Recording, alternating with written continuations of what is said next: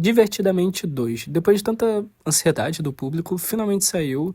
Eu assisti esse fim de semana e vou falar um pouquinho do que eu achei dele nesse vídeo.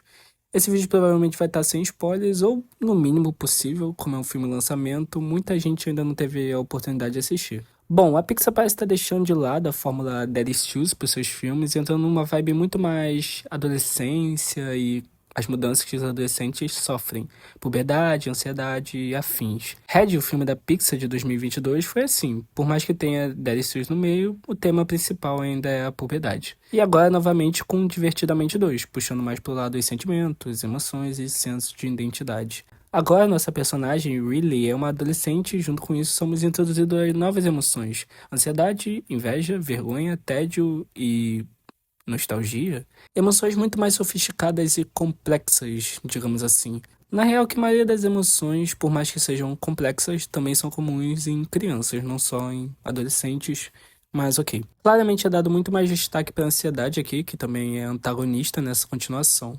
As outras emoções quase ficam de escanteio, com exceção da timidez e da inveja talvez, que na maioria do tempo de tela não parece ter personalidade de inveja, pelo menos no meu conceito do que é inveja e como ela deveria funcionar. Assim também como o Ted, que parece influenciar muito mais pro lado sarcástico da personagem do que sendo propriamente o tédio em si. E a nostalgia, que literalmente ficou de escanteio, tadinha. Assim como no primeiro filme, as emoções aqui não são só preto no branco, alegria nem sempre tá feliz, raiva nem sempre tá com raiva. Elas ainda têm os trejeitos das suas respectivas personalidades. Nojinho tem uma touca de cestim pra dormir, alegria dorme rindo, e raiva dá soco no vento e seu quartinho tem um saco de pancada. Mas acho que o filme tenta mostrar que cada emoção se torna mais estável e menos exagerada do que era antes. Como, por exemplo, a inveja que no final do filme se empolga e fala em público. Ou, melhor, a ansiedade que deixa de ser totalmente desconsolada e até pessimista.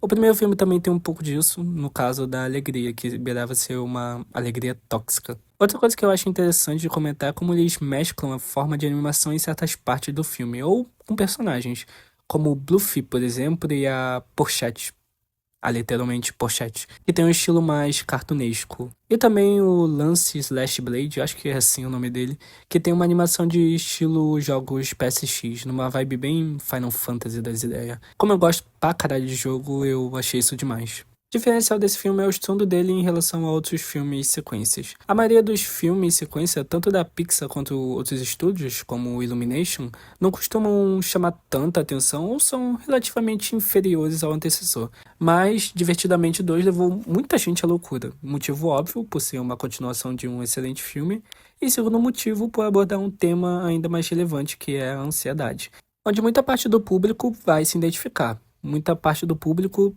menos as crianças. Vamos lá, praticamente todos os filmes da Pixar são infantis ou abordam temas de fácil entendimento para o público infantil.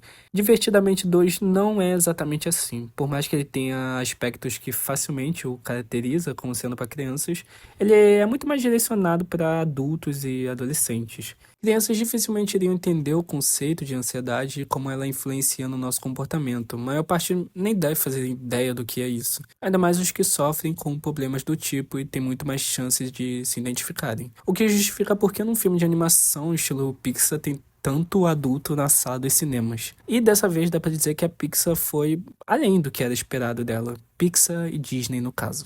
Acho que dá pra dizer que a única coisa que me incomodou é a falta de destaque de outras emoções, até das novas, como por exemplo tédio e inveja. Mas no primeiro filme já era quase assim, as que se destacaram era a dupla tristeza e alegria. E nessa continuação, com ainda mais personagens sendo inseridos, fica bem mais desafiador conseguir equilibrar tempo de tela para cada. Mas isso, pô, não é de todo mal. O filme aliviou bastante desse problema, tendo cenas, uma filmagem muito mais aberta e ampla, onde podemos visualizar bem cada uma das emoções, o que reduziu bastante nesse desequilíbrio de tempo de tela que eu acabei de citar. No geral, é um ótimo filme, não tenho muito costume de ver as animações da Pixar, acho que saturei um pouco, mas o filme é relativamente bom, não pela trama, porque ela é bem simples, mas como ela conseguiu mudar o público-alvo mantendo as mesmas características de um filme de animação bobinho da Pixar. Mas eu acho que é basicamente isso. Até mais.